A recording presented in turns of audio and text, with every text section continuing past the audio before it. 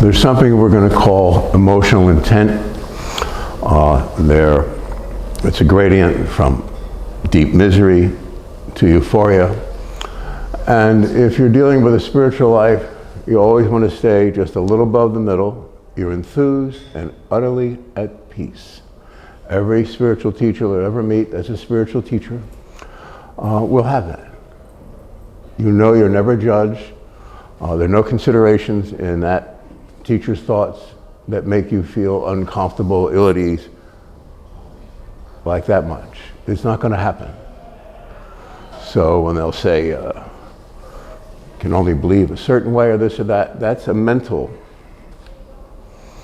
format. Like in your mind, and as soon as you have that kind of mental intent, like my buddy Greg here, who's a martial arts teacher, knows that that's not going to help. Everything has to go into your movement, and it has to be smooth sailing. If you do healing, which every spiritual teacher does, with every person you see, you'll see their entire family, the tragedies, and you're not blaming anyone. There's no theory of non-evaluative therapy where you help people by not taking part in the tragedy, but by guiding it, being aware of it, and the person can relieve all their stress. And that's what Father God provides for all of us when we still our senses. The thought waves in the mind become like a crystal blue lake. It's quiet. And that's the idea of meditation, of a spiritual life, and of eternity. Because in that quiet, you'll discover that which has been called God, which is infinite quiet, stillness, purity. You could call it a joy or an ecstasy, but it's so unmanifest. In other words, it can't quite exist. It's so beautiful. It's like a diaphanous cloud, you know. You ever see clouds disappear when the sun comes out, and they just go like that, thoughtless, like they were never there, and all you see is the sunshine. And that's what spirituality decries of us. When we quiet our senses, we're not taking part in the everyday. And it doesn't matter what circumstance you're in. I've done this in the most horrific circumstances all my life. All I need to do is to catch one breath when all the tragedy of the world is clamoring about us. You're trained in it, and you reside in this eternal quiet. This eternal quiet is your basic consciousness. It's not someone else's. It's not meant just for Jesus or Moses. It's meant for you. It's all for you. It's all yours. And you attain to this quiet through a few months of practice. And practice just means trusting there is a God of eternity. Very quickly I'll throw this in, that you are that which has been called God. That's your basic consciousness. So that does away with all the religious hypocrisy and so forth that we're aware of in this world.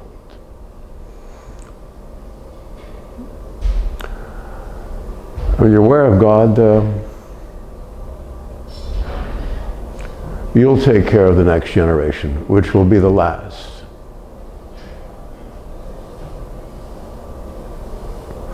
They're not this person's child or theirs, they're God's child.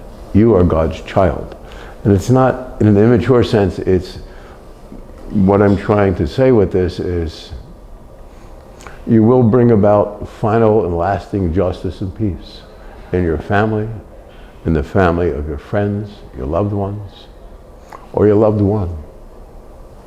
If you have such a miracle of true love in your life, it's something so precious. The way our mom loves us, that's true love. And so you'll bear anything. You'll be up for any challenge. It's your child. And so we are one another's child.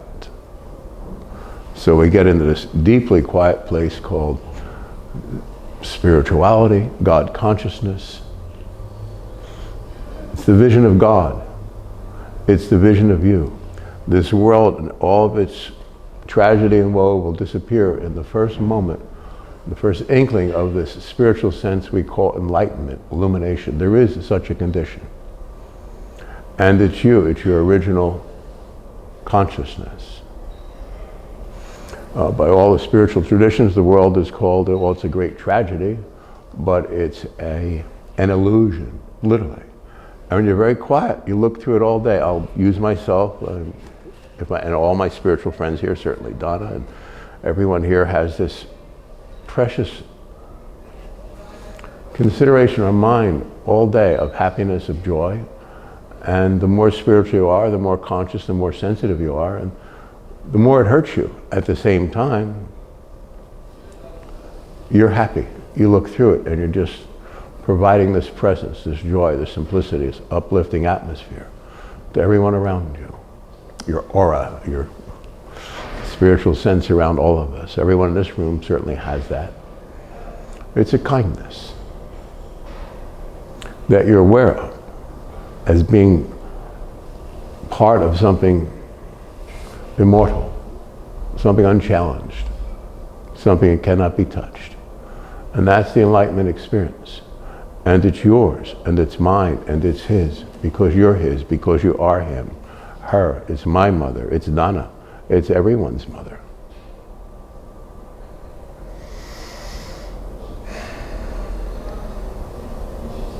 There is a God. And if you quiet yourself, you'll discover just waves of joy, of happiness, peace, serenity. And then you'll find this thing that projects this seeming world called Satan or Mephistopheles. And it's just a silliness for me as a spiritual person. And it still hits me every day around the clock here and there. And yet I'm completely conscious and aware of the most subtle energies or presences or whatever you want to call it. I do counseling where I listen to people, and so if we're not counseling, I actually do the healing. I'm just saying this for you. I want your mind to be very stable, very clear, very pure. At the same time, transcendent of it all. You're in an openness beyond everything that seems to be. The normal 5 or 6 senses are not at play here. As soon as you step into this lighted place, it's the real you, the original you. And yes, it is God. You will have great powers. So when you're disturbed with the way children are treated today in this world, they're your children because they're God's children. You'll heal everyone. You'll protect everyone. So I'm saying you don't get all fired up about what's going on, even though I'm projecting that right now, because I want you to know that that which we call God is yours, and it's a power beyond anyone's dream. But you rarely talk about it that way. You're with people, you listen, you consider, you move everything along around you. I'm in a big business here. My buddy Rob has it's considered the best powerhouse gym in the world. He's been here running it for 29 years. That takes a lot of guts. You live through an awful lot. If you run a business, you'll discover at some point almost everyone steals or is a little lazy or whatever. And that's any business. Or Greg, being a master martial arts teacher for 50 years, he can build anyone up from the ground floor. He just is. One of his children just went to Miami, won the national freestyle fight, and it was just greatness because he builds people up that are victimized in school. It's tragic the way we've all been brutalized growing up in different ways. No matter who the biggest, toughest guy in the world has been, you believe me, they have issues. Everyone has a case. Anyone you think that they're so great and they're happy, if you look inside their own mind, they're hiding something, they're contending with something, and that's okay. And I'm simply saying with martial arts teaching, with meditation, spiritual, however you do it on your own, and it's about you and God, and the whole world doesn't exist, but whatever practice you do is do it. And you will keep sloughing off all the stuff that this thing called the devil attacks us with around the night and through the evening hours. These subtle little forces. But when you have your first enlightenment experience, you're going to be happy as hell to be attacked by the devil, because you're going to be really, oh my God, how gross, you know what I mean? And you'll enjoy it, and it'll mess with you for the first few months. Will be crazy, and you'll be very happy. In India, at the ashram, you would send someone have an enlightenment experience. They'd send them a little room out back behind the main building, and maybe one of the nuns or something would bring them food a couple times a day, and they're just, because you're in such a it's not a weakened state. There's nothing weak about spiritual, oh, it's strong. But you're so gentle with people. You're an instrument of the divine for this empowerment session. You are the divine. The closer you get to God, the more God disappears, and the more you're God. But it's so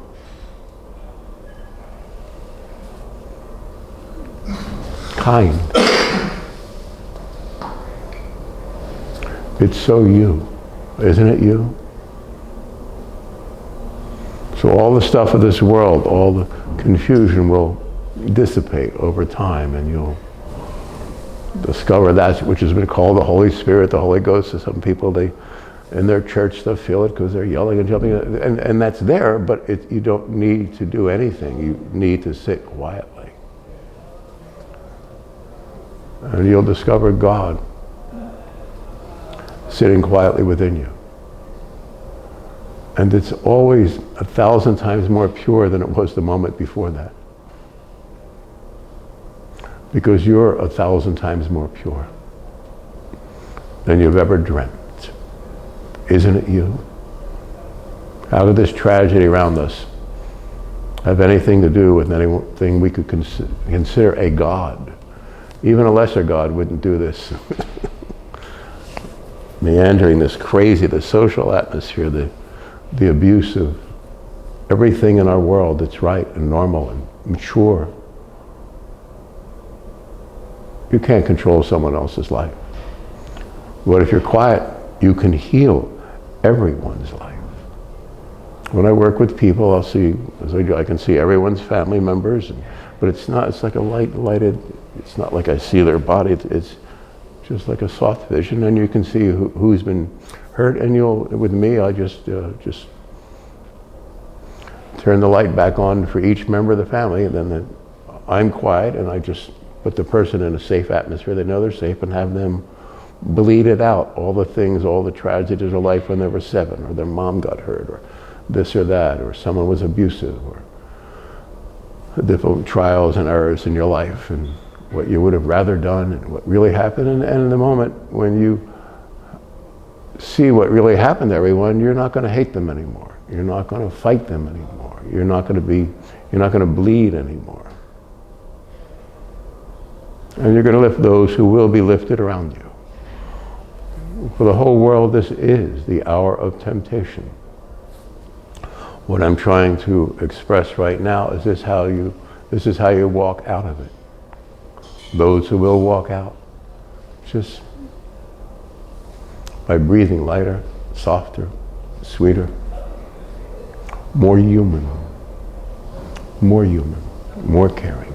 And that's not, the whole point of this is that in spiritual consciousness, there aren't physical bodies. You just see, as I see, just the souls of everyone and everything.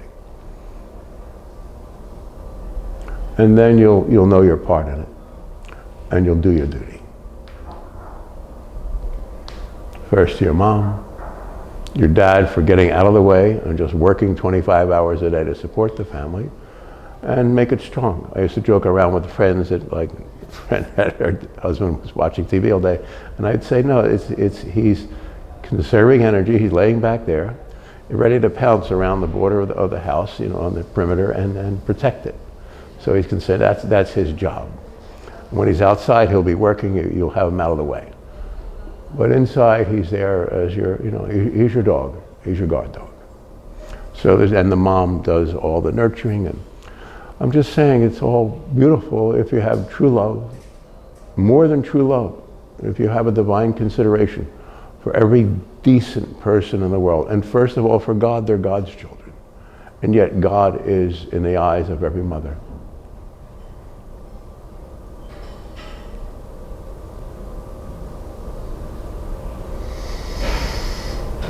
You are holy and true. You will fulfill your spiritual destiny.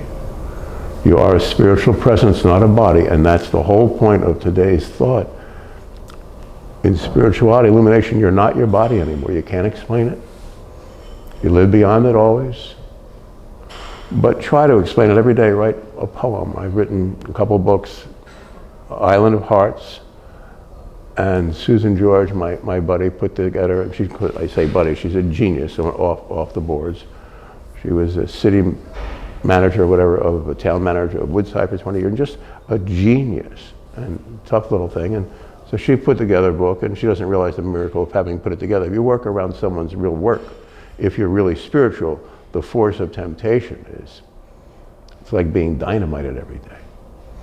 And so whatever's pure inside her thought is, she did this for the right reasons in her heart and soul, and highly developed consciousness. So we don't know where or when we'll be called to do our duty, but we'll do it.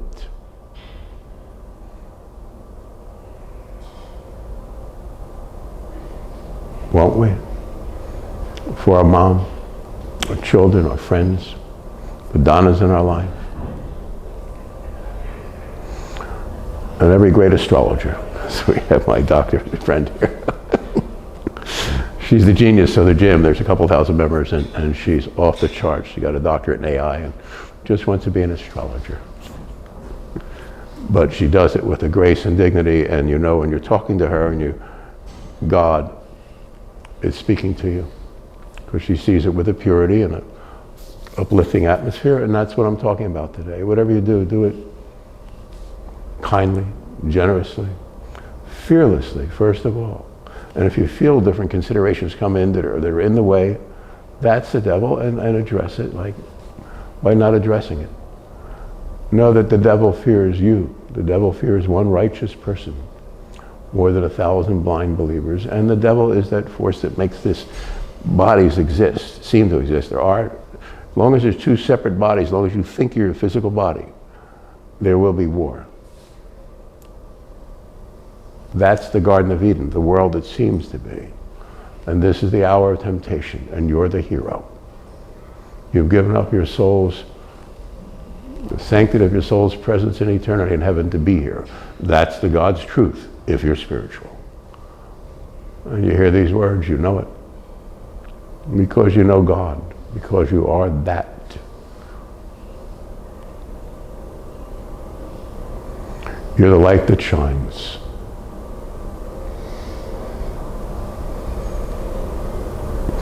And no one's going to listen to you or acknowledge you until you set up a circumstance in your life. You'll, in the beginning, help one or two friends around you, and then you get to express spirituality and people will actually listen to you. And that would be a great miracle. But 10,000 times more than that, when you sit quietly in your evening hours, during your quiet times, you'll discover someone sitting with you that we call God. You could have your mom's hair, your dad's eyes, your Savior's robes, or not. It can be just what in Buddhism they call the Pure Land. I know when I was up in the mountains in Nepal or whatever, and I always knew that they talked about the Pure Land, trying to go to the mountains and find Shangri-La. Well, I knew that in their thought, if you're working with spiritual people, it's not a place physical. And so I'd sit there and look and be in Shangri-La because it's spiritual, it's eternal. And that's what all the great writings and all the Sanskrit writings are talking about, but somehow in America these days, no one seems to gather that up for some reason. This presence, power of eternity, all these ancient civilizations are here now. They're the first cause of your power.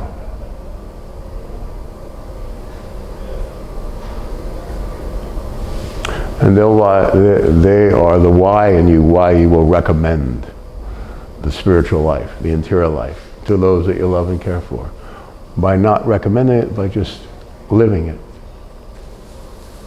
Like my friend Donna, just glows like a early evening light. Just is, you know? At dusk, that light, how sensitive and true it is, and you forget the whole day. It isn't you try to, what happened? It's like, it makes you forget. Being in Donna's presence, you forget. It's wonderful to be the mother of God. And all spiritual women are the mother of God, the mother of you, the mother of our future, of the end of the madness.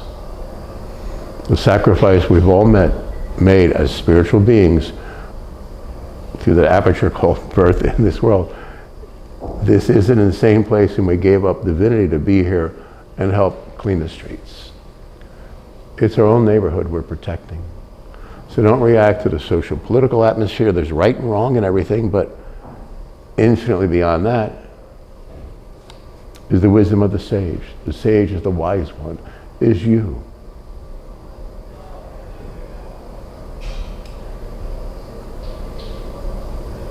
In the quiet. You are the quiet. And that's how this will be resolved. You don't have to have a poster and walk down the street for anything. This is the hour of temptation. And your grace and divinity will overcome the dark force. It has no power over you.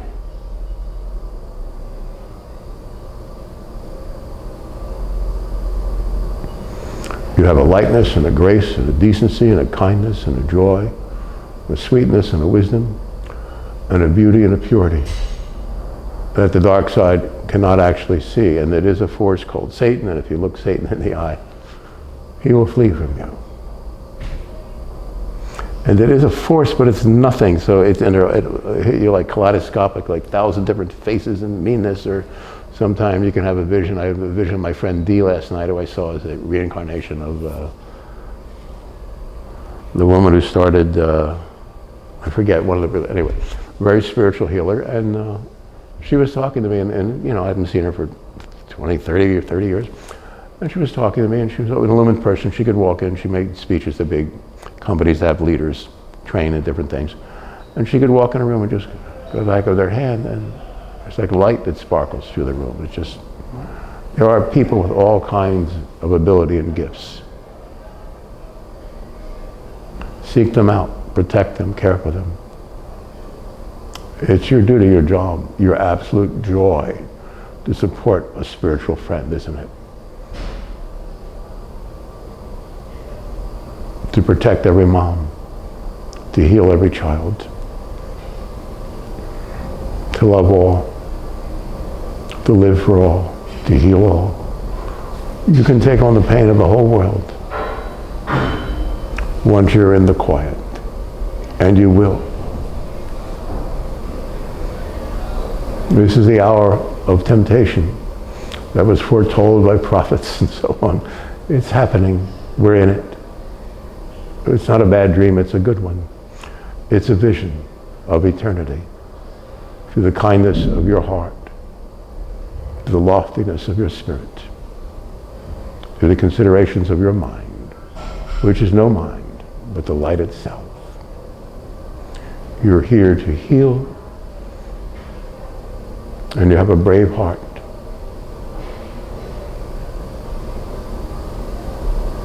I wouldn't want to be the one to mess with you. You're here to do a great good, and you will fulfill that mission, that destiny. It's why we're here. You'll win every battle spiritually. by just simply being quiet.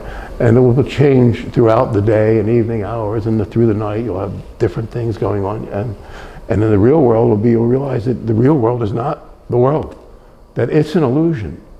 The physical stuff, it's an illusion. So if you do have the miracle of having someone who's truly spiritual in your life, seek them out quietly and ask them what they really experience. More than that, write down what you really experience a little bit every day. Write a poem, as I've done all my life, gorgeous stuff. And little Susan put them in one book, and my teacher, Kathleen Judge, my teacher, she's God to me, and not because I decided it's something. I met someone that was so pure and good that you couldn't even know it. And they're generally very lonely people because they're too shy to look at you, but not because they're too shy. That's God. In the world that seems to be of bodies, it's in heaven, you're spiritual, so everything is everything and everyone. You have endless visions, like sunless sunlight, a trillion times more bright and beautiful and ecstatic, and civilizations of just grandeur. The whole world, nothing of this world existed. So it made someone like Kathleen, to see someone so humble, it makes you, I could not look at Kathleen for a couple months. I saw her in a bookstore having a coffee in the morning, and then I finally, somehow we've said hello, I don't know. And she put together a couple of giant texts I put them, just so having someone in that life that's so humble and so kind and so true and so brilliant that I could not exist without that person's help. In the same way without Susan's, people come at a certain time in your life. Donna, I knew 20 years ago, she didn't remember, but I remembered she was the most spiritual person I know, and she was working downtown as a big time bureaucrat, and she walked away from it at a point, and now she's gathering up in the gathering storm enough awareness of what this has been, and that she's always done her part beyond the pain and trauma of being here. Never projected a hairline of a misdeed in her thought, just gave this like a saint would. So just give this as a saint does. And don't be afraid. Think of your teachers, your mom. We'll be with you to the end of time.